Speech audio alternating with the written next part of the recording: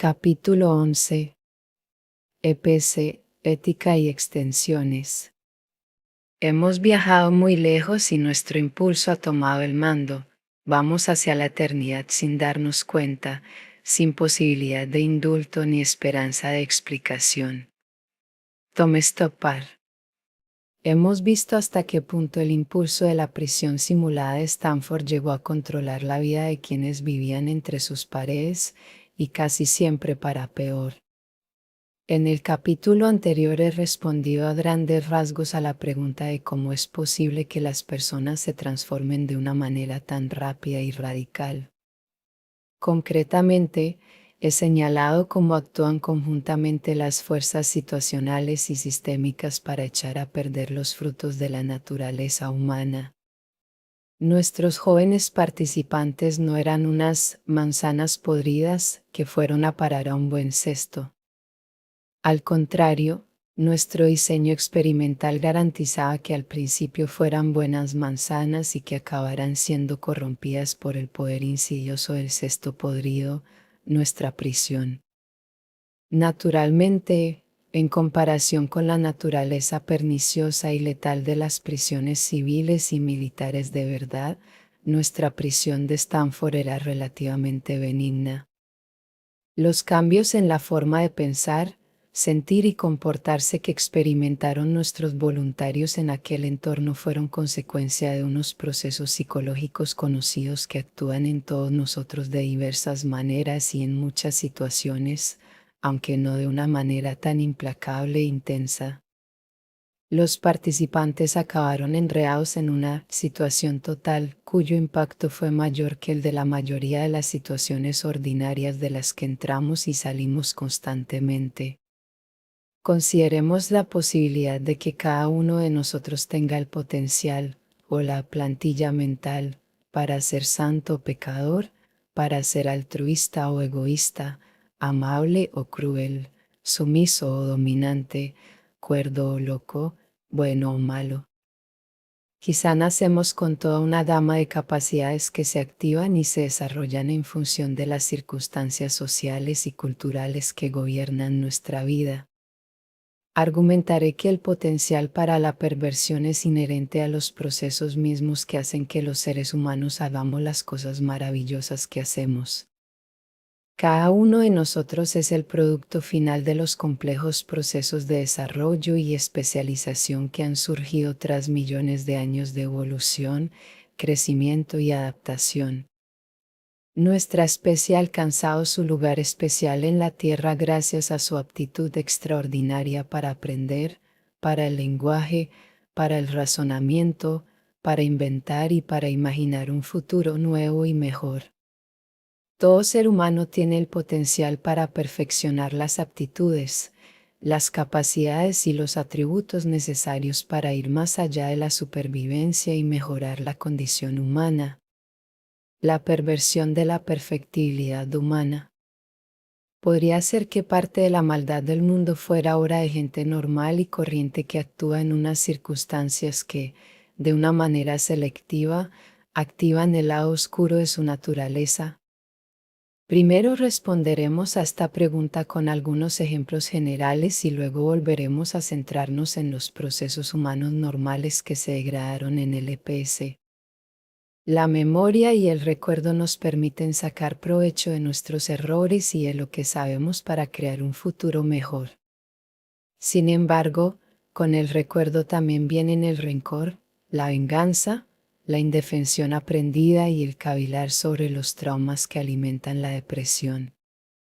De la misma manera, nuestra extraordinaria capacidad para usar el lenguaje y los símbolos permite que nos comuniquemos con los demás en persona o en abstracto, a través del espacio y del tiempo.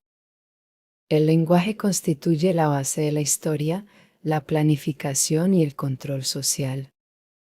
Pero con el lenguaje vienen los rumores, las mentiras, la propaganda, los prejuicios y las normas coactivas.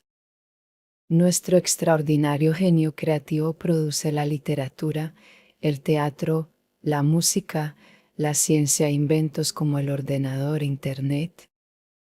Pero esa misma creatividad se puede pervertir para inventar cámaras y métodos de tortura, ideologías paranoicas o el eficiente sistema nazi para el asesinato en masa. Cualquiera de nuestros atributos especiales contiene la posibilidad de su opuesto, como en las dicotomías dignidad-arrogancia, amor-odio, autoestima-autodesprecio. La necesidad fundamental que tiene el ser humano de sentirse parte de algo procede del deseo de asociarse con otros, de cooperar, de aceptar normas colectivas. Sin embargo, el EPC demuestra que esta necesidad de sentirse parte de algo también se puede distorsionar hasta convertirse en una conformidad y una obediencia excesivas y en una hostilidad del propio grupo o endogrupo hacia un grupo distinto o exogrupo. La necesidad de autonomía y de control, las fuerzas básicas hacia la autodirección y la planificación, se pueden distorsionar y convertirse en un ejercicio excesivo del poder para dominar a otros o en una indefensión aprendida. Consideremos otras tres necesidades que pueden tener un doble filo. En primer lugar, las necesidades de coherencia y de racionalidad otorgan una dirección significativa y sensata a nuestra vida. Pero los compromisos disonantes nos obligan a aceptar y racionalizar decisiones desatinadas, como el hecho de que los reclusos se quedaran cuando debían haber abandonado o de que los carceleros justificaran sus maltratos. En segundo lugar, las necesidades de conocer y entender nuestro entorno y nuestra relación con él conducen a la curiosidad, a los descubrimientos científicos, a la filosofía, las humanidades y el arte.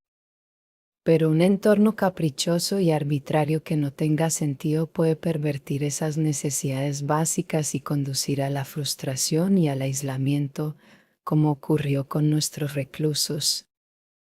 Y, por último, nuestra necesidad de estímulos hace que exploremos y asumamos riesgos, pero también puede hacernos vulnerables al aburrimiento cuando nos hallamos en un entorno estático. A su vez, el aburrimiento puede convertirse en una poderosa motivación para actos como los de los carceleros del turno de tarde del EPS, que se divertían con sus juguetes.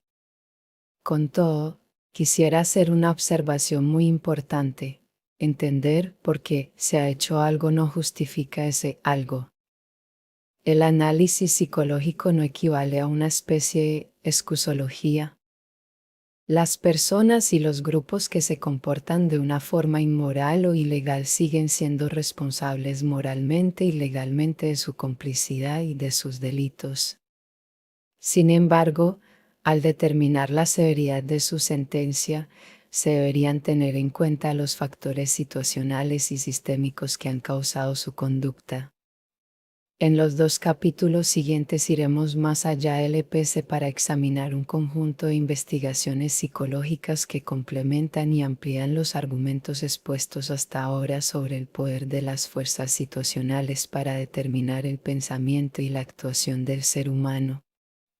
Pero antes tenemos que volver a tratar algunas cuestiones básicas planteadas por este experimento. La primera y más importante es, ¿valió la pena todo aquel sufrimiento? Es indudable que durante el experimento hubo gente que sufrió. Y quienes les hicieron sufrir también tuvieron que hacer frente al reconocimiento de que habían ido mucho más allá de lo que exigía su papel haciendo sufrir y humillando a esas personas durante horas y horas. Por lo tanto, las cuestiones éticas en este estudio y en otros estudios similares exigen una cuidadosa consideración. La virtud, como nos mostró Dante en su Inferno, no consiste solamente en no pecar, también exige acción. Aquí examinaremos cómo actuó en el EPS la parálisis de la acción. En el siguiente capítulo examinaremos las consecuencias más generales que tiene para la sociedad el hecho de no actuar, como en el caso de los circunstantes o espectadores pasivos que no intervienen cuando hace falta su ayuda. Además de examinar los errores éticos por omisión y la ética absoluta, debemos examinar en profundidad la ética relativa que guía la mayor parte de las investigaciones científicas. Un equilibrio básico en la ecuación de la ética relativa exige comparar el dolor con los beneficios. El dolor causado a los participantes del experimento estuvo compensado por los beneficios que ofreció la investigación a la ciencia y a la sociedad. En otras palabras, ¿los fines científicos justificaron los medios experimentales? Aunque aquel estudio tuvo muchas consecuencias positivas, será el oyente quien decida si hubo que llevarlo a cabo o no. Las investigaciones que hacen reflexionar generan otras investigaciones e invitan a realizar extensiones, como ocurrió con el EPS. Después de reflexionar sobre la ética del EPS, examinaremos brevemente algunas replicaciones y aplicaciones que se han hecho de este estudio y que ofrecen un contexto más amplio para apreciar su importancia. Reflexiones éticas en torno al EPS. ¿El estudio del EPS fue poco ético? En varios sentidos, seguramente la respuesta es que sí. Sin embargo, hay otras formas de contemplar esta investigación que conducen a un razonable no. Antes de que examinemos diferentes pruebas en apoyo de cada una de estas alternativas, debo dejar claro por qué planteo estas cuestiones decenios después de que el estudio terminara. Al haber dedicado personalmente mucha atención a estas cuestiones éticas, creo que puedo aportar a esta discusión una perspectiva más amplia de la normal. Podrá ser útil para que otros investigadores eviten cometer unos fallos similares si son conscientes de algunas señales útiles que sirven de aviso y si son más sensibles a las consideraciones éticas que planteó el EPS. Sin ánimo de ponerme a la defensiva ni de racionalizar mi papel en este estudio, emplearé esta investigación para exponer la complejidad de los criterios éticos que plantean los estudios basados en intervenir en la actuación del ser humano. Ética absoluta. En aras de la brevedad, podemos decir que la ética puede ser absoluta o relativa. Cuando la conducta se guía por una ética absoluta, se puede postular un principio moral de orden superior que es invariable en relación con las condiciones de su aplicabilidad a través del tiempo, las situaciones, las personas y las conveniencias. Estas éticas absolutas se encarnan en códigos comunitarios de conducta. Una norma ética absoluta plantea que, puesto que toda vida humana es sagrada, no se puede degradar de ninguna manera, por muy involuntaria que pueda ser. En el caso de la investigación, no existe ninguna justificación para que un experimento provoque sufrimiento en un ser humano.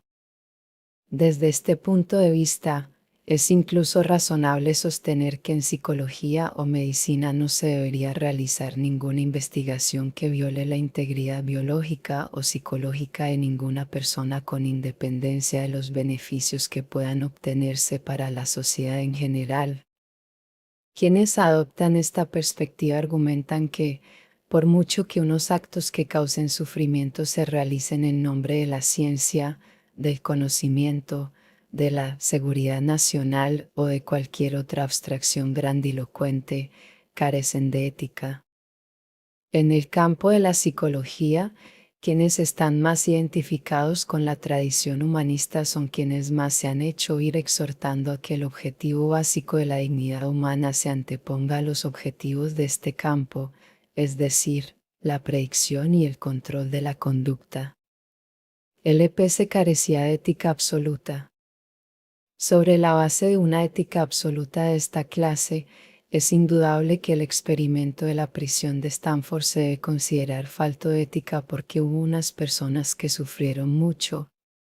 Sufrieron bastante más de lo que podían haber previsto cuando se presentaron para participar en un estudio académico de la vida en prisión que se iba a llevar a cabo en una universidad de prestigio. Además, aquel sufrimiento fue en aumento hasta llegar a tales niveles de estrés y de confusión emocional que 5 de los jóvenes participantes inicialmente sanos tuvieron que ser puestos en libertad antes de tiempo. Los carceleros también sufrieron al darse cuenta de lo que habían hecho bajo el manto de su rol y tras el anonimato que les brindaban sus gafas de espejo. Pudieron ver y oír el dolor y la humillación que causaban a unos estudiantes como ellos y que no habían hecho nada para merecerlo. Su conciencia de los innegables y excesivos maltratos a los que sometieron a los reclusos les causó una aflicción mucho mayor que la que sintieron los participantes del clásico estudio de Stanley Milgram sobre la obediencia ciega a la autoridad y que examinaremos a fondo en el capítulo siguiente. Se ha dicho que esta investigación carecía de ética porque los participantes podían imaginar el dolor que supuestamente infligían al aplicar unas descargas eléctricas a una víctima que no estaba presente, el alumno. Pero cuando el estudio finalizó se les dijo que, en realidad, el alumno víctima era un cómplice de los investigadores que fingía sentir dolor. La aflicción de los participantes se debía a la conciencia de lo que podrían haber hecho si las descargas hubieran sido reales. En cambio, la aflicción de nuestros carceleros se debía a su conciencia de que las descargas que habían aplicado a los reclusos habían sido reales, directas y continuas. Otra característica del estudio que lo calificaría de falto de ética fue el hecho de no comunicar por adelantado la naturaleza de las detenciones y de los trámites en la jefatura de policía ni a los estudiantes a los que se había asignado el papel de reclusos ni a sus padres, a quienes aquella inesperada intrusión en su rutina dominical pilló totalmente por sorpresa. También fuimos culpables de manipular a los padres haciéndoles creer que la situación de sus hijos no era tan mala como era en realidad, empleando diversos métodos de engaño y de control en las noches de visita. Se recordará que nos preocupaba que los padres pudieran llevarse a sus hijos a casa si se daban cuenta de los maltratos que recibían en aquella prisión simulada. Para prevenir esta posibilidad, que habría puesto fin a nuestro estudio, les montamos un verdadero show. Y no solo lo hicimos para mantener intacta nuestra prisión, sino también como un ingrediente básico de nuestra simulación, porque estos engaños son habituales en muchos sistemas que son investigados por comisiones de supervisión. Tendiendo una alfombra roja de aspecto muy aparente, los encargados del sistema contrarrestan las quejas y las preocupaciones sobre los aspectos negativos de su situación. Otra razón para considerar que el EPC carecía de ética es el hecho de no haberle puesto fin antes. Debía haber finalizado cuando el segundo recluso sufrió una grave crisis al tercer día. Aquello debería haber sido una prueba más que suficiente de que Doug 8612 no había fingido la crisis emocional del día anterior. Deberíamos haber parado después de que 1, 2 y hasta 3 reclusos más sufrieron crisis. Pero no lo hicimos. Con todo, es probable que hubiera puesto fin al estudio el domingo, al final de una semana completa, como una especie de final natural, de no haber sido porque la intervención de Cristina Maslach nos obligó a ponerle fin antes de tiempo. Podría haberlo dado por finalizado al final de la primera semana porque tanto yo como el resto del personal, sobre todo Kurt Banks y David Jaffe, estábamos exhaustos por haber tenido que estar pendientes de los aspectos logísticos las 24 horas del día y por la necesidad de contener la escalada de maltratos de los carceleros. Visto en retrospectiva, creo que el principal motivo de que no pusiera fin al estudio antes, cuando todo empezó a desmadrarse, fue el conflicto que suponía para mí mi doble papel de director de la investigación y, en consecuencia, de principal responsable de velar por la ética del experimento y de director de la prisión, deseoso de mantener la integridad y la estabilidad de la prisión a toda costa. Me gustaría creer que si el rol de director de la prisión lo hubiera desempeñado otra persona, habría visto la luz y habría puesto fin al experimento antes. Ahora me doy cuenta de que debería haber habido alguien con autoridad sobre mí, alguien encargado de supervisarlo todo. Así pues, me siento responsable de haber creado una institución que autorizó aquellos maltratos en el contexto de la psicología del encarcelamiento. El experimento tuvo demasiado éxito recreando algunos de los peores aspectos de las prisiones de verdad y obtuvimos esos resultados a costa de mucho sufrimiento. Lo lamento profundamente y hasta el día de hoy pido perdón por haber contribuido a aquella inhumanidad. Ética relativa. La mayoría de las investigaciones siguen un modelo ético utilitario. Cuando un principio ético admite aplicaciones contingentes, su condición es relativa y se debe juzgar en función de unos criterios pragmáticos basados en unos principios utilitarios. Es evidente que la presente investigación estuvo guiada por un modelo de esta clase, como la mayoría de los experimentos psicológicos. Pero, ¿qué elementos se consideran en la ecuación costes-beneficios? ¿Cómo se debe sopesar la proporción entre costes y beneficios? ¿Quién debe juzgar si los beneficios compensan los costes? Estas son algunas de las preguntas que se deben plantear para que una posición de ética relativa se pueda considerar ética. Algunos casos se resuelven sobre la base del saber convencional, es decir, en función del estado actual de los conocimientos pertinentes, de los precedentes de otros casos similares, del consenso social, de la sensibilidad y los valores de cada investigador y del nivel de conciencia que predomine en una sociedad dada en un momento determinado. Las instituciones de investigación, los organismos financieros y los gobiernos también establecen unos límites y unas directrices estrictas para todas las investigaciones médicas y no médicas llevadas a cabo con seres humanos. El principal dilema ético para los sociólogos es esta pregunta: ¿puede un investigador crear un equilibrio entre lo que cree que es necesario para la realización de una investigación útil desde el punto de vista teórico o social, y lo que se cree necesario para garantizar el bienestar y la dignidad de los participantes en el estudio?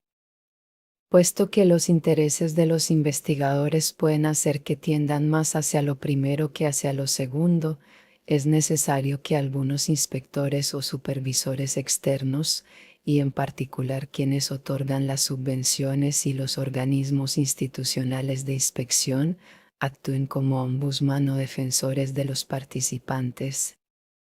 Sin embargo, estos inspectores externos también deben actuar en interés de la ciencia y de la sociedad para determinar si en un experimento dado se permite engañar, suscitar emociones o generar otros estados aversivos, y hasta qué punto. Actúan partiendo del supuesto de que cualquier impacto negativo de estos métodos será pasajero y no es probable que perdure más allá de los límites del experimento. Veamos a continuación cómo se conjugaron en el EPS estos intereses contrapuestos. En la vertiente relativista de la argumentación ética, se podría sostener que el EPS no carecía de ética por la siguiente razón: se consultó al Departamento Jurídico de la Universidad de Stanford, que redactó una declaración formal de consentimiento informado, y nos comunicó los requisitos en cuanto a trabajo y seguridad que debíamos satisfacer para que se aprobara el experimento. En aquella declaración de consentimiento informado que firmaron los participantes especificaba que durante el experimento habría una invasión de su intimidad, que los reclusos seguirían un régimen alimenticio mínimamente adecuado, que perderían algunos de sus derechos y que serían hostigados. Se esperaba que todos cumplieran las 2 semanas del contrato lo mejor que pudieran. Se comunicó al Centro Médico de Stanford la realización de nuestro estudio y se hicieron preparativos para cualquier atención médica que los sujetos pudieran necesitar. Se solicitó y se obtuvo la aprobación oficial y por escrito del organismo que sufragaba la investigación, la Group Effectiveness Branch de la Office of Naval Research, ONR, de la Facultad de Psicología de Stanford y de la Institutional Review Board, IRB de la universidad. Exceptuando la detención por parte de la policía, los participantes no fueron objeto de ningún engaño. Además, mi personal y yo mismo recordábamos sin cesar a los carceleros que no debían maltratar físicamente a los reclusos, ni por separado ni en grupo. Sin embargo, no hicimos extensiva esta prohibición a los maltratos psicológicos. Otro factor que complica la evaluación de la ética de este estudio es que nuestra prisión estaba abierta a la inspección de terceros que deberían haber velado por los derechos de los participantes. Imaginemos que somos uno de aquellos reclusos que sufrían el entorno de la prisión. En este caso, ¿quién nos apoyaría? ¿Quién pulsaría el botón de salida que nosotros no podemos pulsar? ¿Sería el capellán de la prisión al vernos llorar? No lo hizo y la madre, el padre, los amigos, la familia, intervendrían al ver nuestro estado lamentable. Tampoco lo hicieron los de nuestro estudio. Quizás esta ayuda pudiera llegar de alguno de los muchos psicólogos, estudiantes o miembros del personal de la facultad que habían observado lo que ocurría por los monitores de vídeo o que habían participado en la Junta de Libertad Condicional, o que habían hablado con los participantes en entrevistas o cuando se hallaban en el trastero de la quinta planta mientras esperábamos el asalto, que nunca se produjo. Pero resulta que ninguno nos había prestado ayuda. Como se ha dicho, estos espectadores o circunstantes acabaron desempeñando un rol pasivo.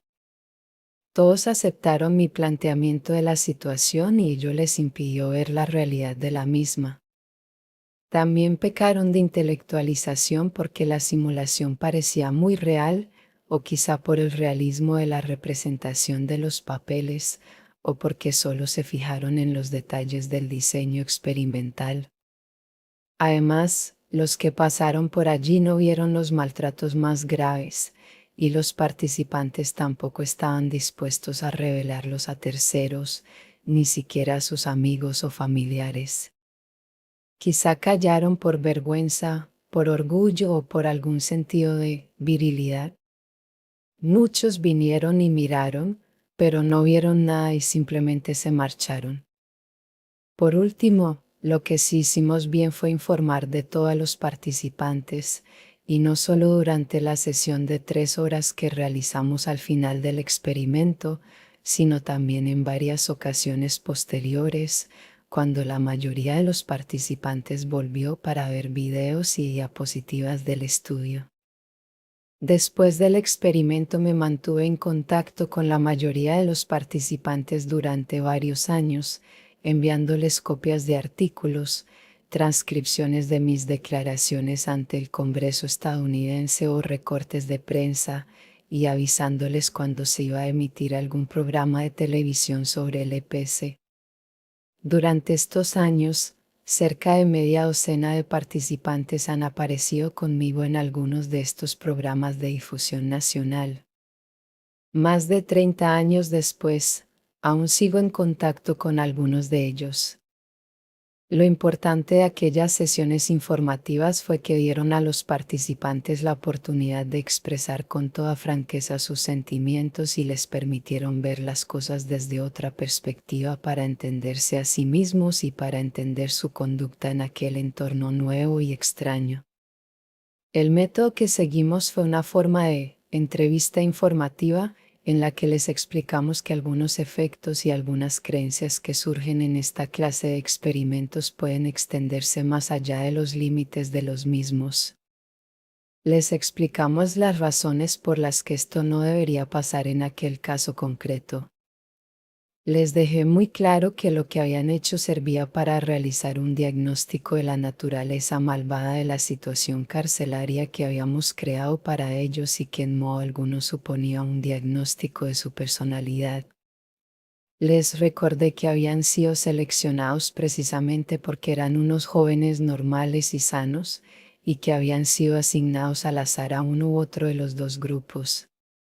Ellos no habían introducido ninguna patología en aquel lugar, al contrario, había sido el lugar el que había provocado varias formas de patología en ellos. También les hice saber que habían hecho las mismas cosas degradantes y enfermizas que habría hecho cualquier otro recluso.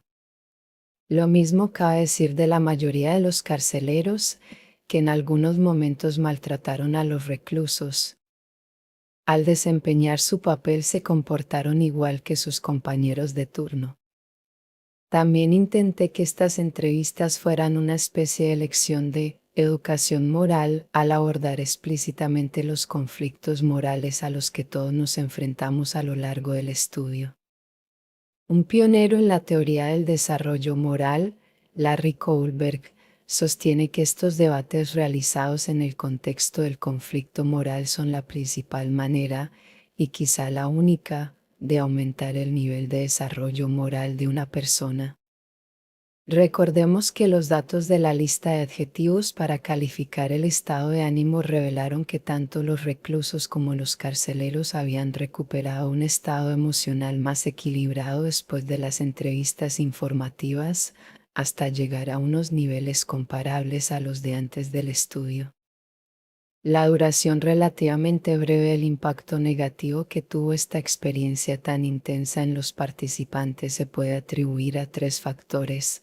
En primer lugar, todos aquellos jóvenes contaban con una base psicológica y personal muy sólida a la que regresar una vez finalizado el estudio.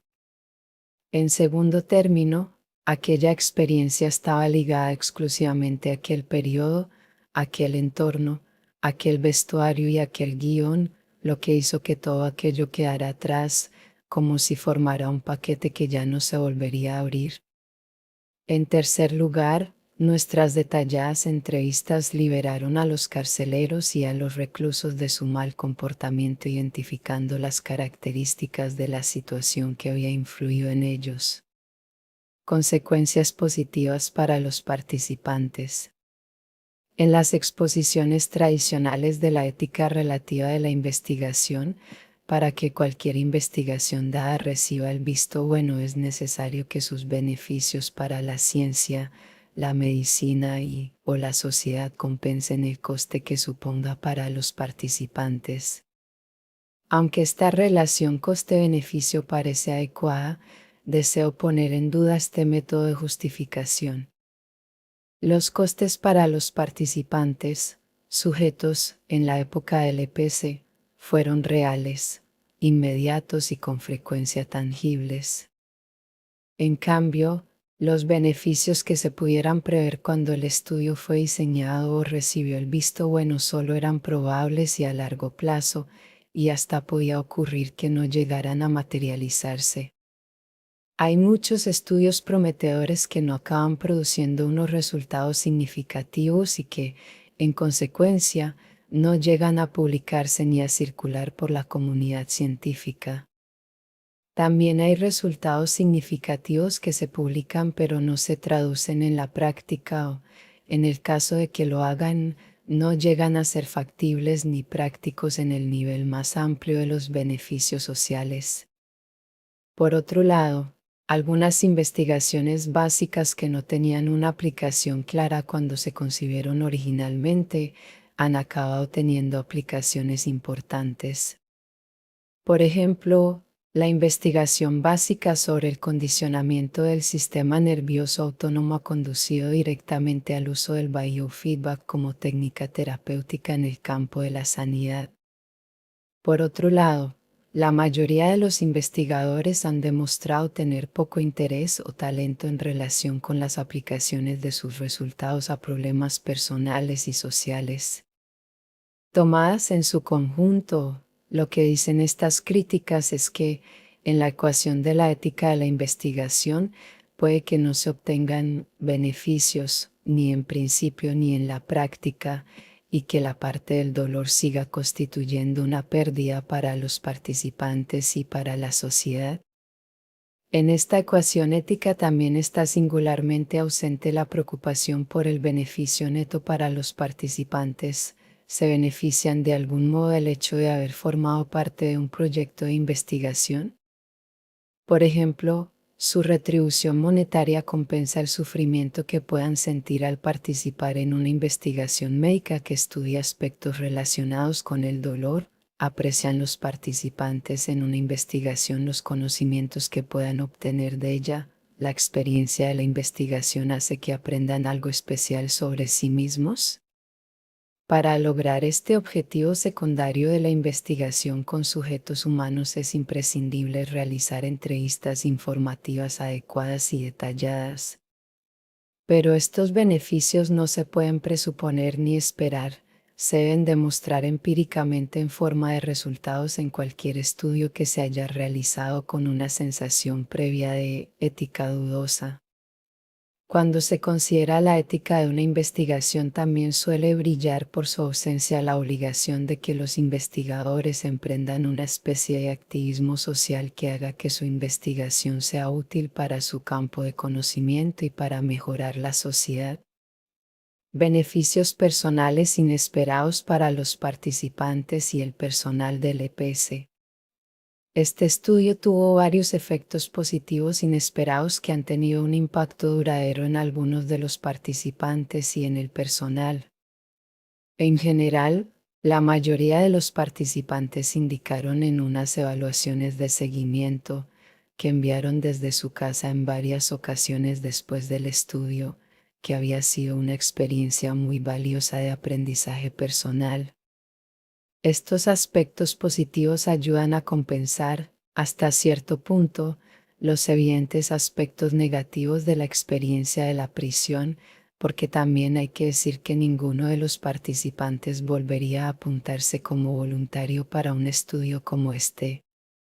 Veamos algunas de las repercusiones positivas del EPS citadas por algunos participantes en sus evaluaciones. Doug, el recluso 8612, el cabecilla de la rebelión de los reclusos, fue el primero que sufrió una grave reacción emocional. Su respuesta nos obligó a soltarle después de solo 36 horas. Aquella experiencia le afectó mucho, como confesó en una entrevista que le hicimos durante la filmación de nuestro documental Quiet Rage, de Stanford Prison Experiment. Como experiencia fue algo excepcional, nunca he gritado tan fuerte en toda mi vida, nunca me he sentido tan alterado. Fue una experiencia de total descontrol, tanto de la situación como de mis propios sentimientos. Puede que siempre haya tenido problemas para mantener el control. Quería entenderme yo mismo y empecé psicología después del EPS. Haré psicología para saber qué es lo que mueve a la gente y para no volver a tener miedo a lo desconocido. En una evaluación de seguimiento que hizo 5 años después del estudio, Doug nos reveló que había empezado fingiendo que estaba trastornado para que le soltáramos, pero que, al final, este papel se apoderó de él. Supuse que la única forma de salir del experimento era hacerme el enfermo, primero físicamente. Después, al ver que eso no funcionaba, fingí un trastorno mental.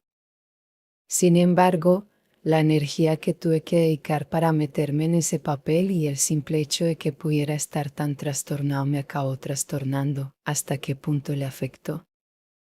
Según nos comunicó, su novia le dijo que estaba tan alterado y nervioso que estuvo hablando constantemente del experimento durante 2 meses. Doug acabó doctorándose en psicología clínica, en parte para aprender a controlar mejor sus emociones y su conducta.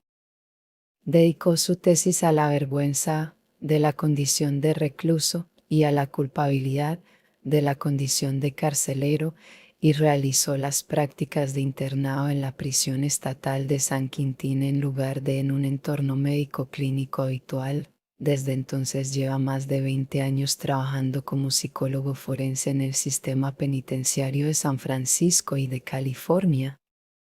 Fue su conmovedor testimonio lo que dio el título a nuestro documental Quiet Rage, cuando hablaba de que los carceleros deben estar alerta ante los impulsos sádicos que en las situaciones de poder diferencial siempre están ahí, listos para salir, para estallar, como una especie de furia silente. Parte de la carrera de Doug se ha centrado en ayudar a los internos a mantener un sentido de la dignidad a pesar de sus condiciones y a conseguir que carceleros y reclusos coexistan de una forma más cordial. Este es un ejemplo de un efecto inicial del EPS extremadamente negativo que se ha acabado transformando en una comprensión que ha tenido unas consecuencias muy profundas y duraderas para la persona y para la sociedad.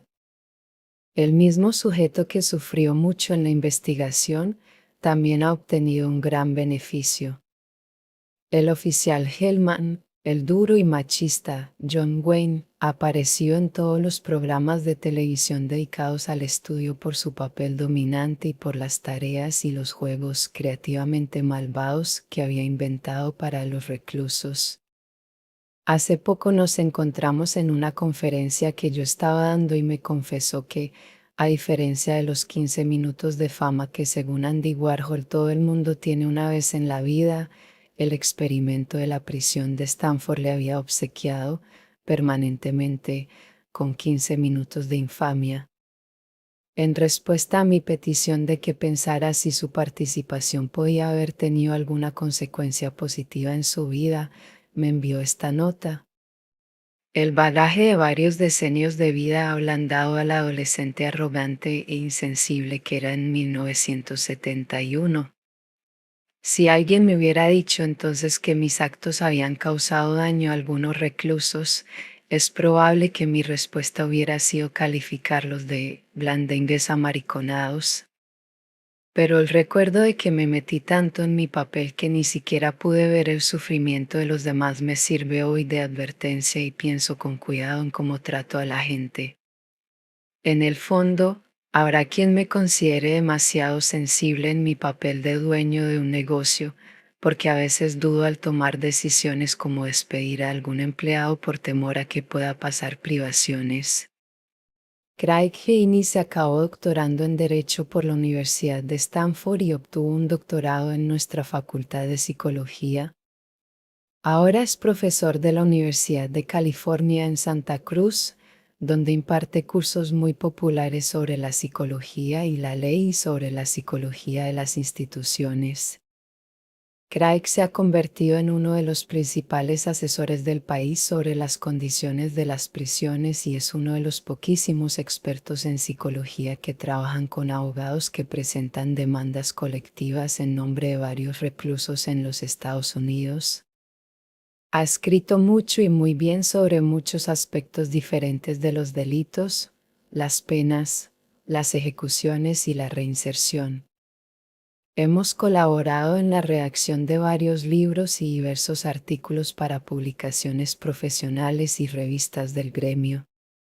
Sus palabras sobre el impacto que tuvo en el LPS expresan claramente el valor de aquel experimento. Para mí, el experimento de la prisión de Stanford fue una experiencia formativa que cambió mi carrera. Acababa de finalizar mi segundo año de posgrado en psicología cuando Phil Zimbardo, Curtis Banks y yo empezamos a planificar esta investigación. Mi interés en la aplicación de la psicología social a cuestiones relacionadas con los delitos y las penas había empezado a cristalizar con la bendición y el apoyo de Phil Zimbardo. No mucho después de haber terminado mi trabajo en el EPS empecé a estudiar las prisiones de verdad. Y al final también me acabé interesando por las historias sociales que habían dado forma a la vida de las personas recluidas en ellas. Pero nunca perdí de vista la imagen de las instituciones que pude obtener al observar y evaluar los resultados de aquellos 6 breves días en nuestra prisión simulada. Cristina Maslach, la heroína del EPC, es ahora profesora de psicología de la Universidad de California en Berkeley, vicerrectora del área de estudiantes, decana de letras y ciencias, y profesora distinguida del año de la Carnegie Foundation. Su experiencia breve pero profunda en el EPS también tuvo un impacto positivo en sus decisiones profesionales.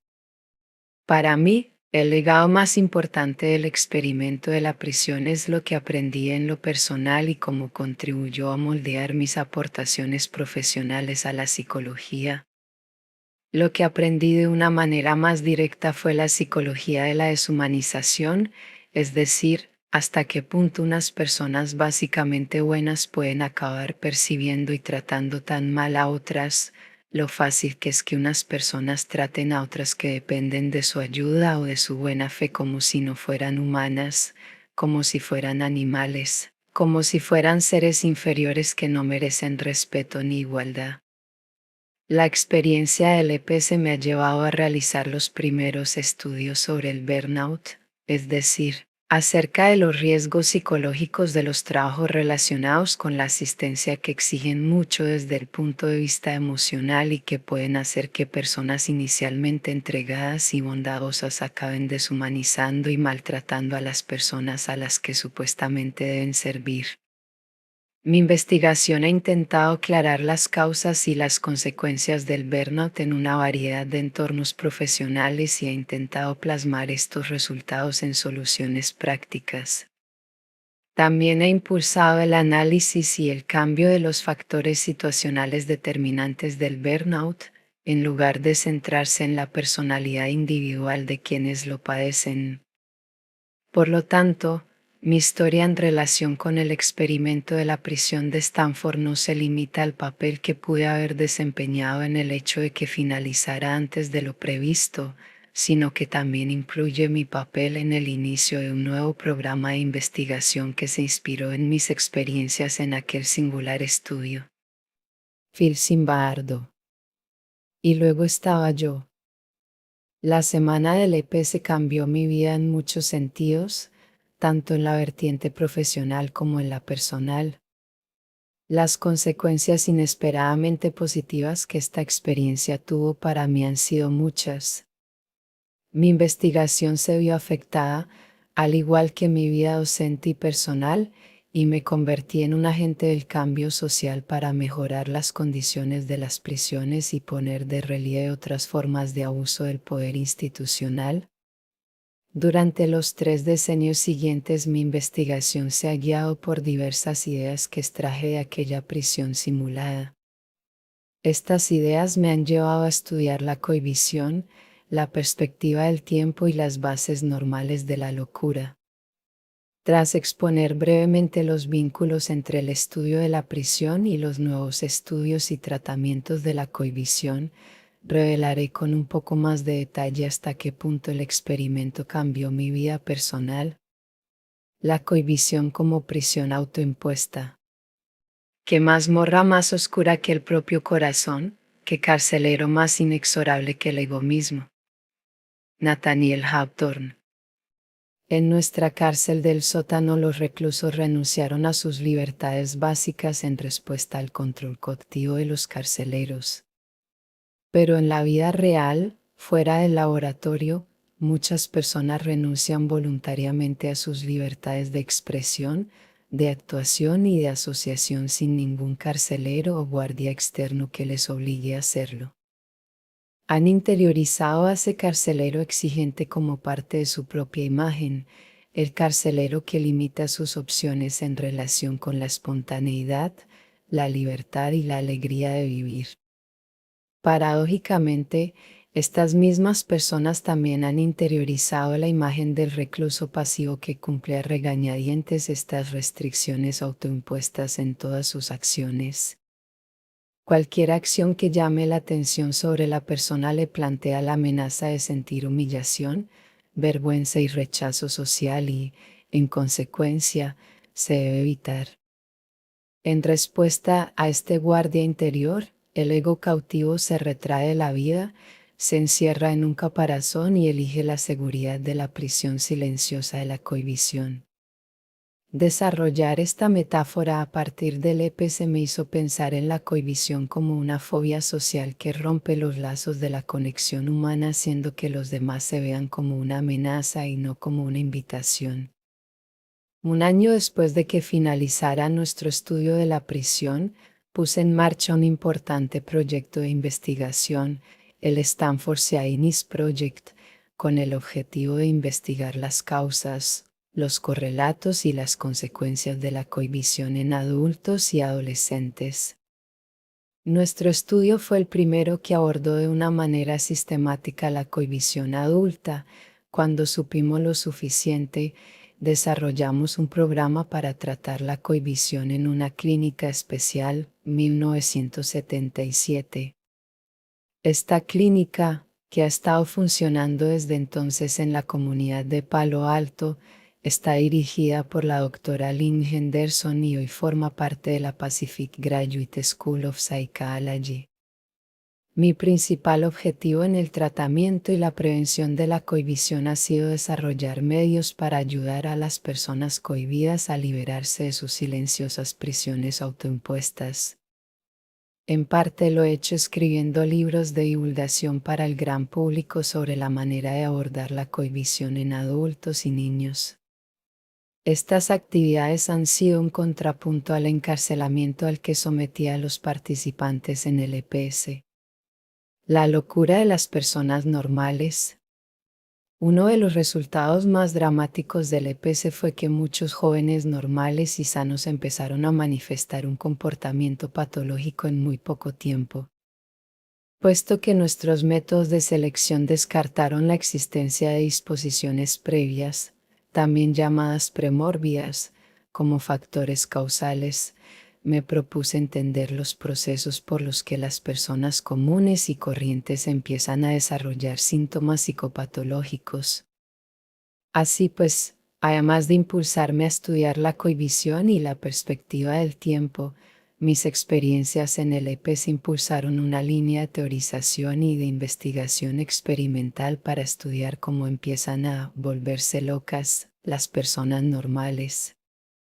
La mayor parte de lo que se conoce sobre la conducta trastornada procede de análisis retrospectivos que intentan averiguar qué factores pueden haber provocado el trastorno mental que sufre una persona dada, un método muy parecido a las estrategias de razonamiento deductivo de Sherlock Holmes, que buscaba las causas a partir de los efectos.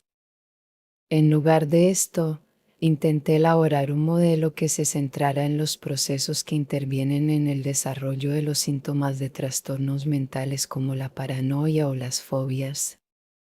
Las personas se sienten impulsadas a generar explicaciones cuando perciben que falla alguna expectativa sobre su actuación. Intentan entender qué ha ido mal cuando fracasan en situaciones académicas, sociales, comerciales, deportivas o sexuales en función de lo importantes que sean estas situaciones para su integridad personal. El proceso racional de búsqueda de significado está distorsionado por prejuicios o sesgos cognitivos que centran la atención en explicaciones que no son adecuadas para el análisis.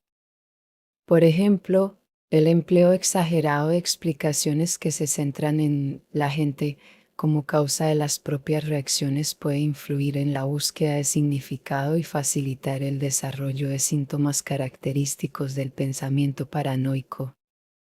Del mismo modo, las explicaciones que centran las causas de las propias reacciones en el entorno pueden desviar esta búsqueda hacia el desarrollo de síntomas característicos del pensamiento fóbico. Este nuevo modelo de las bases cognitivas y sociales de la locura en personas normales y sanas ha sido validado en experimentos controlados de laboratorio. Por ejemplo, hemos visto que pueden aparecer síntomas patológicos hasta en 1 de cada 3 participantes normales en el proceso racional de intentar entender las causas desconocidas de un estímulo. También demostramos que unos estudiantes universitarios con una capacidad de audición normal a los que se les había inducido una sordera parcial temporal por medio de una sugestión hipnótica, pronto empezaron a pensar y actuar de una forma paranoica, creyendo que los demás eran hostiles con ellos. Por lo tanto, el deterioro inadvertido de la audición en las personas mayores puede contribuir a la aparición de un trastorno paranoico, algo que se puede prevenir o tratar mediante audífonos u otros medios en lugar de recurrir a la psicoterapia o al internamiento en una institución. Dicho de otro modo, He argumentado que las semillas de la locura se pueden plantar en el patio trasero de cualquier persona y que crecerán en respuesta a alteraciones psicológicas pasajeras en el transcurso de toda una vida de experiencias ordinarias. Pasar de un modelo médico y restrictivo de los trastornos mentales a un modelo orientado hacia la sanidad pública impulsa la búsqueda de los vectores situacionales que puedan entrar en juego en las alteraciones individuales y sociales, en lugar de limitar la búsqueda al interior de la persona afectada. Nos encontraremos en una posición mejor para prevenir y tratar la psicopatología y la locura si aplicamos unos conocimientos básicos de los procesos cognitivos, sociales y culturales a una apreciación más plena de los mecanismos implicados en transformar la conducta normal en una conducta enfermiza. Enseñar reduciendo el poder. La facilidad con que me convertí en una figura dominante e investida de poder en el EPS me hizo replantear mis métodos pedagógicos, concediendo más poder a los estudiantes y limitando mi papel como docente a transmitir mi experiencia en mi campo de conocimiento, en lugar de ejercer un control social. Instituí unos periodos de micro abierto al principio de las clases para que los estudiantes que asistían a ellas pudieran criticar cualquier aspecto del curso o hacer comentarios personales sobre él. Esto adquirió más adelante la forma de foros informáticos en los que los estudiantes hablaban con franqueza cada día de los aspectos positivos y negativos del curso. También reduje la competición entre los estudiantes para obtener las notas más altas abandonando el sistema de calificar según la curva normal y desarrollando unos criterios absolutos basados en el dominio de un material básico, haciendo los exámenes a equipos de estudiantes y hasta eliminando las calificaciones en algunos cursos. Impacto personal del EPS. El 10 de agosto de 1972, un año después de que acabara el EPS, me casé con Cristina Maslach en la Stanford Memorial Church, donde también renovamos nuestros votos matrimoniales en presencia de nuestros hijos para celebrar nuestras bodas de plata. La heroína del estudio influye hoy profundamente en todo lo que hago y de la mejor manera imaginable. En esta relación he podido rescatar un pedacito más de cielo de aquel infierno de la experiencia de la prisión. Otras consecuencias del impacto personal que tuvo en mí aquel pequeño estudio de una semana de duración fue que me convirtiera en un impulsor del cambio social basándome en los datos de distintas investigaciones, que abogara por la reforma de las prisiones y que dedicara muchos esfuerzos a maximizar el alcance de los mensajes importantes del EPS. Veamos algunos de estos mensajes con más detalle. Maximizar los beneficios predicando el Evangelio social. Aunque el EPS cambió mi vida de muchas maneras, uno de los cambios más repentinos se produjo como resultado de que me invitaran a comparecer ante una subcomisión del Congreso de los Estados Unidos. De pronto pasé de ser un investigador académico a convertirme en un defensor del cambio social. En el debate sobre la reforma de las prisiones que se celebró en octubre de 1971, la subcomisión no solo quería análisis, sino también recomendaciones para la reforma. En la declaración que consta en las actas del Congreso, abogué claramente por su intervención en la estructura de las prisiones para mejorar las condiciones de los internos y el personal penitenciario en general. Mi actividad en este campo se ha centrado en concienciar a la gente de la necesidad de poner fin al experimento social de las prisiones porque, como demuestran los altos índices de reincidencia, es un experimento que ha fracasado. Debemos hallar las razones de este fracaso mediante análisis de sistemas más rigurosos y proponer soluciones alternativas al encarcelamiento. También debemos superar la resistencia a reformar a fondo las prisiones. Mi segunda comparecencia ante una subcomisión del Congreso, dedicada esta vez a la reclusión de menores, septiembre de 1973, aún me impulsó más a dedicarme a la reforma social. Presenté 19 recomendaciones para mejorar el trato a los menores recluidos. Me alegró saber que se aprobó una nueva ley federal gracias, en parte, a mi declaración.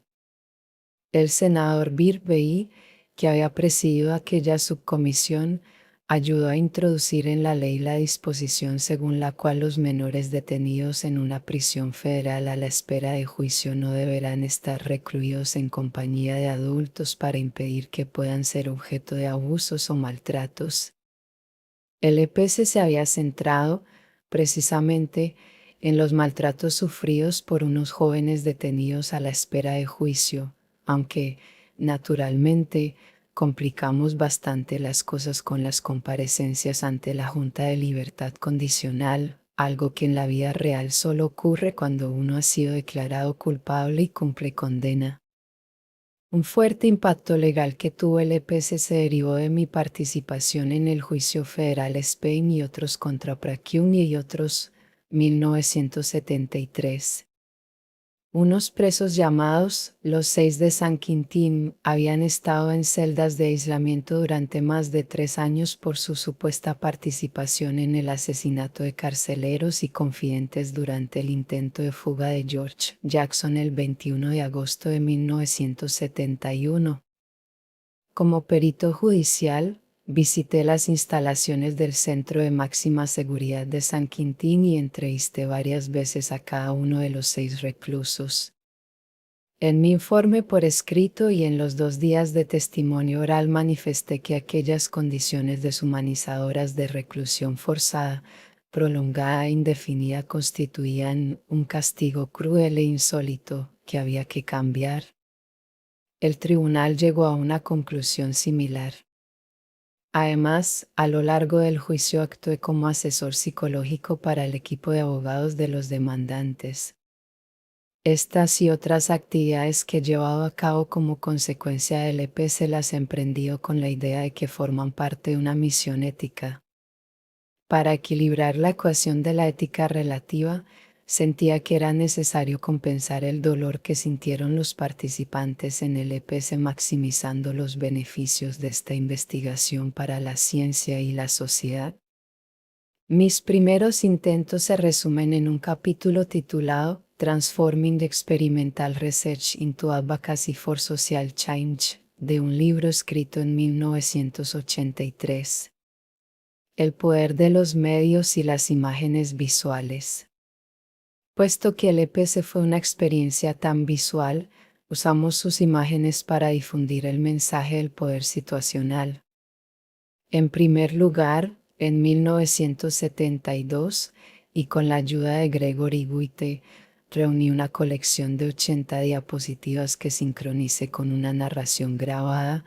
Este material se distribuyó principalmente entre enseñantes universitarios como complemento para sus clases. La llegada del video nos permitió transferir estas imágenes e incluir filmaciones de archivo junto con nuevas filmaciones y entrevistas, además de una nueva narración.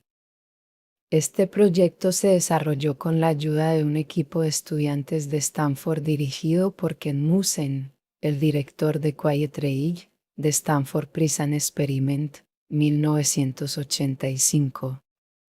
En 2004, este material se pasó al formato DVD con la ayuda de Scott Plous. Esta presentación de 50 minutos de duración ofrece más calidad y facilita su distribución a nivel mundial. Replicaciones y ampliaciones. Pondremos fin a nuestra investigación sobre el experimento de la prisión de Stanford como fenómeno social con una breve visión general de las replicaciones o reproducciones que se han hecho de él y de su ampliación o adaptación a otros ámbitos. Más allá de su utilidad en el campo de la ciencia social, el EPS ha llegado hasta ámbitos muy distintos, algunos tan lejanos como el mundo de la televisión, del cine comercial o de las producciones artísticas. Su mensaje básico, la facilidad con que las buenas personas se pueden transformar en seres malvados y el poder institucional no se limita ha dado origen a varias aplicaciones sociales y militares pensadas para prevenir esta posibilidad. Dada la importancia de que pasemos a examinar la extensa gama de investigaciones psicológicas que validan y amplían las conclusiones del EPS, aquí bastará resumir brevemente las replicaciones y ampliaciones que se han hecho de él. Una sólida replicación en otra cultura. Un equipo de investigadores de la Universidad Australiana de Nueva Gales del Sur amplió el marco del EPS estableciendo una condición similar a la nuestra y añadiendo otras variantes experimentales para estudiar cómo influyen las organizaciones sociales en la relación entre reclusos y carceleros. Su régimen carcelario estándar se basaba en las prisiones de seguridad media de Australia y era muy parecido al del EPS. La principal conclusión a la que llegaron los investigadores a partir de las rigurosas notas de su protocolo experimental fue, por lo tanto, nuestros resultados confirman la principal conclusión de Zimbardo y otros de que las relaciones de hostilidad y enfrentamiento en las prisiones son consecuencia, principalmente, de la naturaleza del régimen carcelario y no de los rasgos personales de los internos o de los oficiales. Dado el diseño de esta investigación, sus resultados también ayudan a contrarrestar el escepticismo sobre la validez de estos experimentos de simulación, ofreciendo unas líneas de base o de referencia para evaluar los cambios de conducta a partir de las características estructurales y definidas objetivamente de unas prisiones reales. El falso pabellón de psiquiatría. Durante 3 días, 29 miembros del personal del Elgin State Hospital de Illinois se recluyeron en uno de sus propios pabellones, un pabellón de psiquiatría en el que desempeñaron el rol de pacientes. 22 miembros del personal desempeñaron sus papeles habituales, mientras que unos observadores cualificados, ayudados de unas cámaras de video, registraban lo que sucedía. Las cosas que ocurrieron allí dentro fueron impresionantes, dijo Norma Jan Orlando, directora de la investigación. En muy poco tiempo los falsos pacientes empezaron a actuar de la misma manera que los pacientes de verdad. 6 de ellos intentaron escapar, 2 se encerraron totalmente en sí mismos, 2 lloraban de forma incontrolable, 1 estuvo a punto de sufrir una crisis nerviosa. La mayoría de ellos experimentó un aumento general de la tensión, la ansiedad, la frustración y la desesperación. La inmensa mayoría de los falsos pacientes, más del 75%, dijo que se habían sentido sin identidad, encarcelados, como si nadie les escuchara, como si lo que sentían no importara, como si nadie se preocupara por ellos. También dijeron que no se sentían tratados como personas, que habían olvidado que aquello era un experimento y que llegaron a sentirse como pacientes de verdad. Tras sufrir el suplicio de aquel fin de semana, un miembro del personal que hizo de paciente tuvo una especie de revelación. Solía mirar a los pacientes como si fueran animales. No me había dado cuenta de lo mal que lo pasaban. El resultado positivo de este estudio, que se ideó como un seguimiento del experimento de la prisión de Stanford, fue la creación de una organización formada por miembros del personal que trabajaba en cooperación con antiguos y actuales pacientes. Su objetivo era concienciar al personal del hospital sobre los malos tratos que recibían los pacientes, además de mejorar la relación entre estos y el personal. Habían podido ver el poder de su situación total para transformar la conducta de los pacientes y el personal de una manera negativa, aunque aquella transformación acabó dando origen a una situación mucho más constructiva. Una replicación fallida en un pseudoexperimento de la televisión británica. La BBC TV realizó un experimento basado en el modelo EPS para un programa de televisión. Sus resultados contradijeron los del EPS porque los carceleros no recurrieron a la crueldad o la violencia.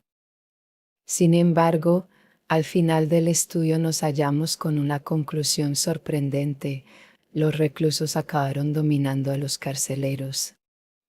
Los carceleros se sentían cada vez más paranoicos, deprimidos y estresados, se quejaban de ser objeto de acoso e intimidación. Repito, en ese reality show los afectados por la experiencia fueron los carceleros y no los reclusos. Varios carceleros abandonaron porque no aguantaban más, pero no abandonó ninguno de los reclusos. Los reclusos pronto se hicieron con el mando trabajando en equipo para dominar a los carceleros. Al final hubo una asamblea general y se decidió formar una comuna pacífica con la ayuda de un activista sindical. El EPS como advertencia contra el abuso del poder. Dos de las aplicaciones más inesperadas de nuestro estudio se han llevado a cabo en refugios de mujeres maltratadas y en el programa Supervivencia, Evasión, Resistencia y Fuga. Seré en sus siglas en inglés, de la Armada de los Estados Unidos. Los directores de varios refugios para mujeres maltratadas me han comunicado que utilizan nuestro video Quiet Tree para ilustrar la facilidad con que el poder masculino puede volverse abusivo y destructivo. Ver el video y hablar de sus implicaciones ayuda a las mujeres maltratadas a no culparse por los maltratos recibidos y a entender mejor los factores situacionales que han transformado a sus compañeros en otros tiempos cariñosos, en los delincuentes que ahora las maltratan. El experimento también se ha incorporado a algunas versiones de la teoría feminista de las relaciones de género basadas en el poder. Cada división de las Fuerzas Armadas cuenta con una versión del programa SERE. Este programa se desarrolló después de la Guerra de Corea para enseñar a los soldados a soportar y resistir formas extremas de maltratos y de interrogatorios en caso de ser capturados por el enemigo. Un aspecto básico de este entrenamiento es la serie de dificultades psicológicas y físicas que experimentan durante días los reclutas en un campo de prisioneros de guerra simulado. Esta simulación intensa y extenuante los prepara para poder afrontar mejor los horrores a los que se pueden ver expuestos si son capturados y torturados. Varias fuentes de la Armada estadounidense me han comunicado que el mensaje del EPS sobre la facilidad con que el poder del mando puede hacerse excesivo se transmite explícitamente en su entrenamiento haciendo uso de nuestro video y de nuestro sitio web. Esto sirve para advertir a los entrenadores captores del SERE de la posibilidad de que pueden pasarse maltratando a sus prisioneros. Así pues, uno de los usos del EPS es guiar la formación de unos guardias para que actúen con moderación en un entorno que les autoriza a maltratar a otras personas por su propio bien, si llegara el caso. Por otro lado, el programa SERE, tal como lo pone en práctica el Ejército de Tierra en Fort Bragg, Carolina del Norte, ha sido censurado por varios críticos que afirman que el Pentágono está haciendo un mal uso de él. Sostienen que los altos mandos le han dado la vuelta y que ahora, en lugar de usarlo para aumentar la resistencia de los soldados estadounidenses capturados, lo usan para desarrollar técnicas efectivas para interrogar a combatientes enemigos capturados y a otros supuestos enemigos de los Estados Unidos. Según varios informes, estas técnicas han pasado de los programas SERE del ejército a la prisión de Guantánamo. Un profesor de derecho estadounidense, M. Greg Bloche, y Jonathan H. Marks, un abogado británico y experto en bioética, han condenado el empleo de estos métodos de interrogación que, en parte, han sido desarrollados por médicos y científicos de la conducta. Afirman que, al trasladar los métodos del SERE y el modelo de Guantánamo al campo de batalla, el Pentágono ha abierto la caja de Pandora de los posibles maltratos o la adopción del modelo SERE por parte de los dirigentes civiles del Pentágono es una prueba más de que los maltratos equivalentes a torturas han sido una política nacional, no un simple producto de unos desalmados que actúan por libre En un ensayo publicado en The New Yorker con el título The Experiment, la periodista de investigación Jane Mayer ha expresado unas inquietudes similares. En el capítulo 15 trataré la cuestión del mal uso que ha hecho el Pentágono del EPS. Los métodos desarrollados para los programas SERE formaban parte del protocolo para la instrucción defensiva del personal militar en caso de ser capturado por el enemigo.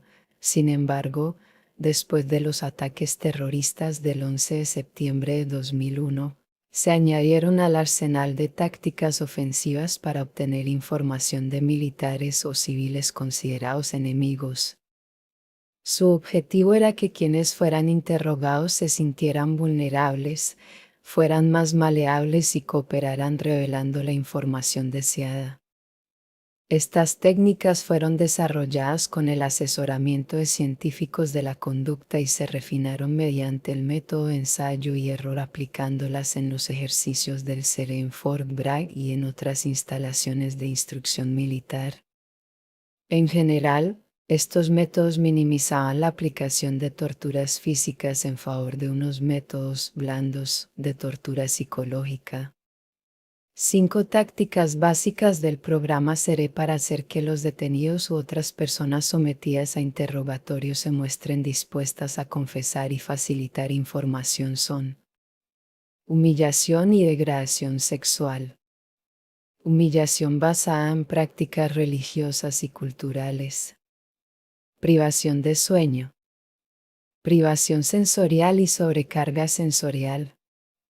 Tormentos físicos, como inmersión en agua o hipotermia, exposición a temperaturas gélidas, para crear miedo y ansiedad. Vemos que estos métodos se proponen explícitamente en unos memorándums del secretario de Estado Rumsfeld para su uso en Guantánamo y del general Sánchez para emplearlos en Abu Ghraib, y que se han puesto en práctica en esas prisiones y en otros lugares. También hay pruebas documentadas de que un equipo de interrogadores y otro personal militar de Guantánamo observaron el programa de entrenamiento SERE de Fort Bragg en agosto de 2002. Dada la naturaleza confidencial de esta información, esta afirmación es una deducción razonable basada en datos procedentes de varias fuentes bien informadas. Es posible que el Pentágono se haya apropiado del principal mensaje del EPS sobre el poder de la situación y lo haya utilizado en sus programas de entrenamiento para la tortura. No quisiera creerlo, sin embargo, una crítica reciente lo afirma con bastante rotundidad. Este parece ser el experimento que inspira las torturas en Irak. Se crea una situación que es aún peor por la escasez de personal, el peligro y la ausencia de controles externos independientes, y, solo con un poco de aliento, nunca con instrucciones específicas de torturar, los guardias acaban torturando.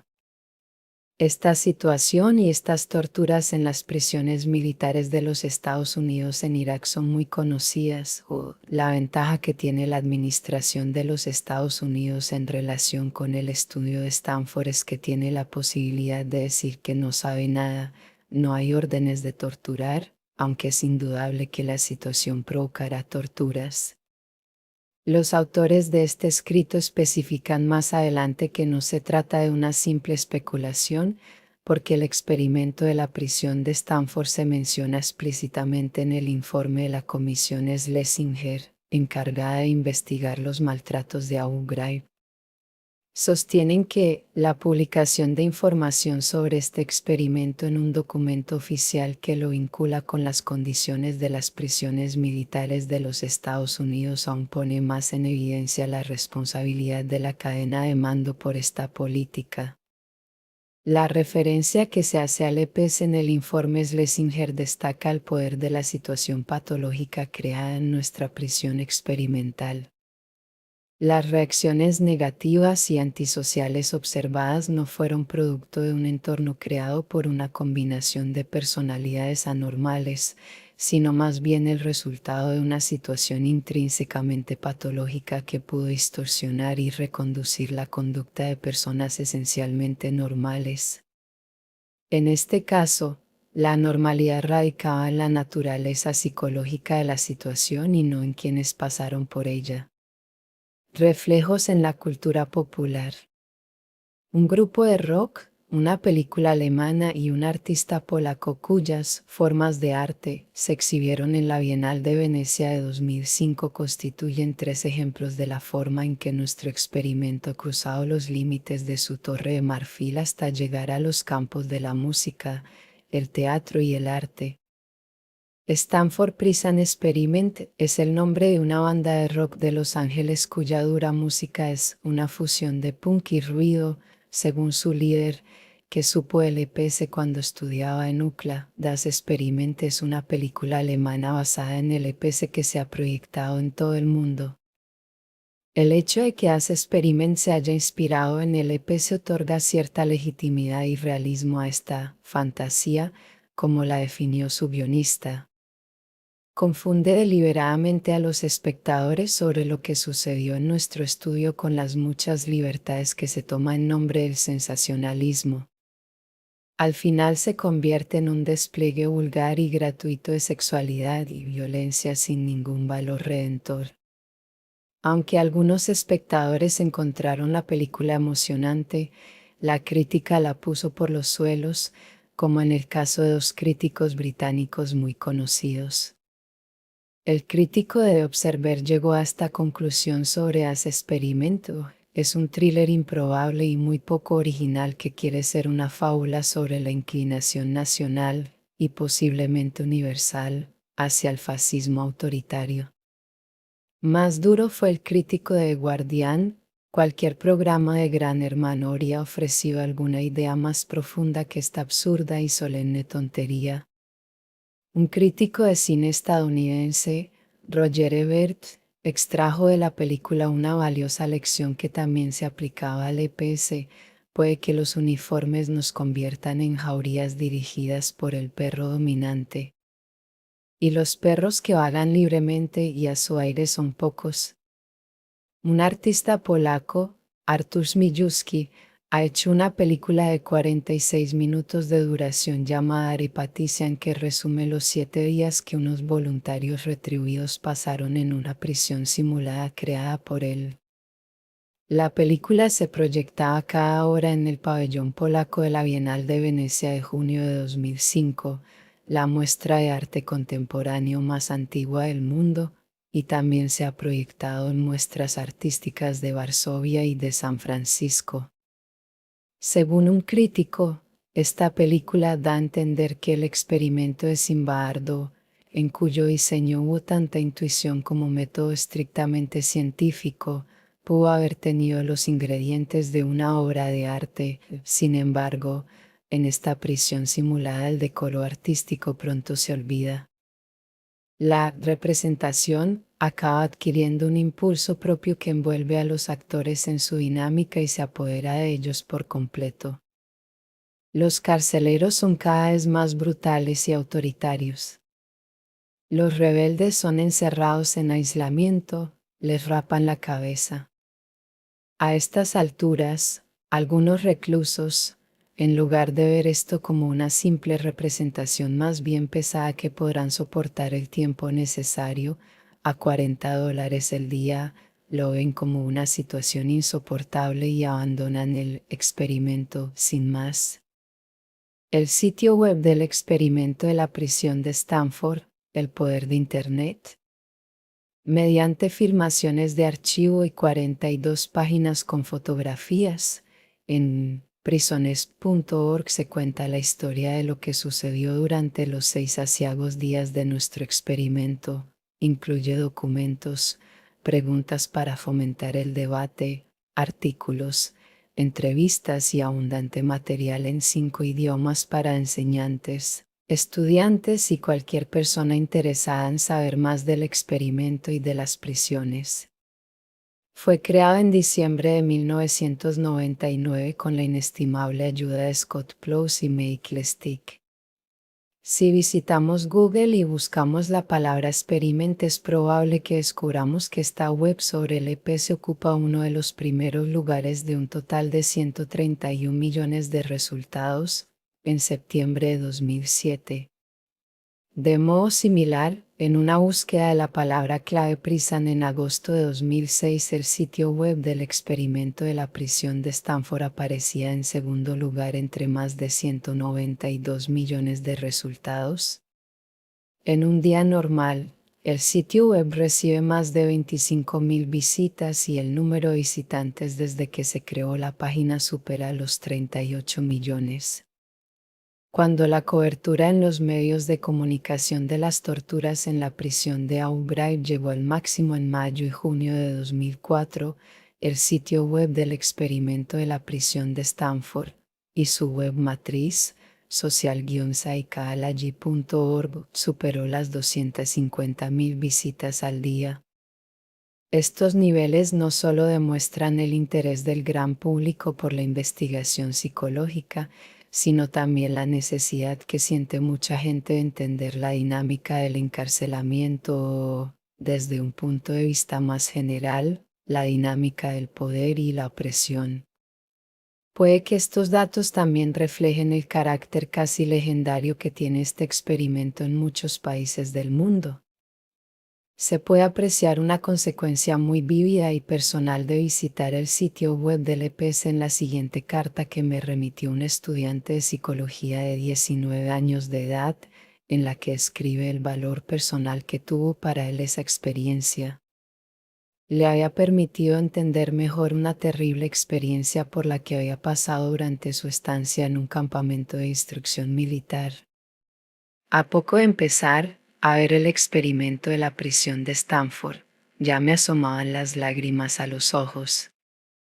El 1 de noviembre de 2001, me alisté en la Infantería de Marina de los Estados Unidos, cumpliendo un sueño de la infancia. Para abreviar una larga historia diré que me acabé convirtiendo en víctima de repetidos maltratos físicos y mentales. Una investigación pudo demostrar que había sufrido más de 40 palizas sin provocación. Al final, y a pesar de que luché contra ello con todas mis fuerzas, acabé pensando en el suicidio, por lo que fui dado de baja del campamento. No estuve allí más de 3 meses. Lo que deseo destacar es que la semejanza entre la manera en que sus carceleros realizaban su trabajo y la forma en que lo hacen los instructores militares es increíble. Me he quedado asombrado al ver todos los paralelismos que existen entre sus carceleros y un instructor que ahora me viene a la cabeza.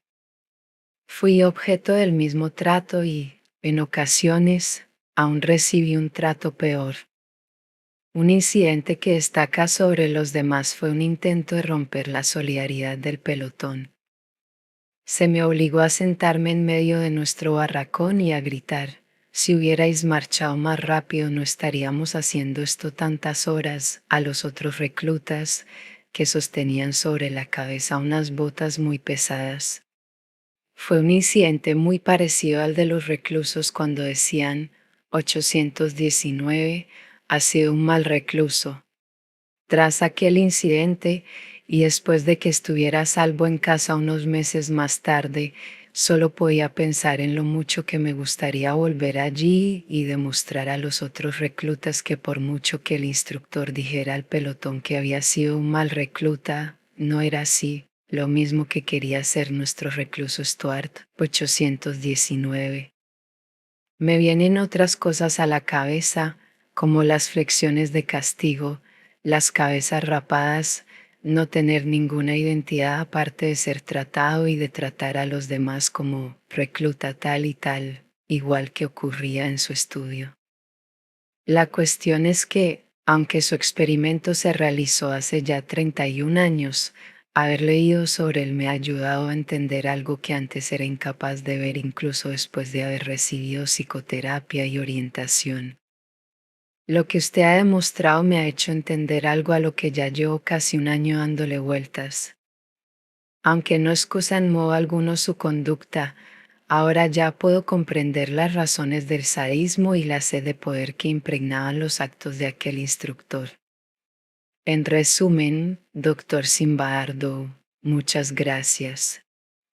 En su obra de Marine Machine, William Mares hace una descripción completa y muy gráfica de cómo se hace un marín. Resulta razonable llegar a la conclusión de que en aquel pequeño experimento había algo que aún tiene un valor perdurable no solo para los científicos sociales, sino también, e incluso con más fuerza, para el público en general. Ahora creo que ese algo especial es la dramática transformación de la naturaleza humana, pero no por los misteriosos productos químicos del Dr. Jekyll que lo convertían en el malvado Mr. Hyde, sino por el poder de las situaciones sociales y de los sistemas que las crean y las mantienen. A mis colegas y a mí nos complace haber podido meter la psicología en la conciencia pública de una manera informativa, interesante y amena que nos permita a todos entender un aspecto tan básico y tan inquietante de la naturaleza humana.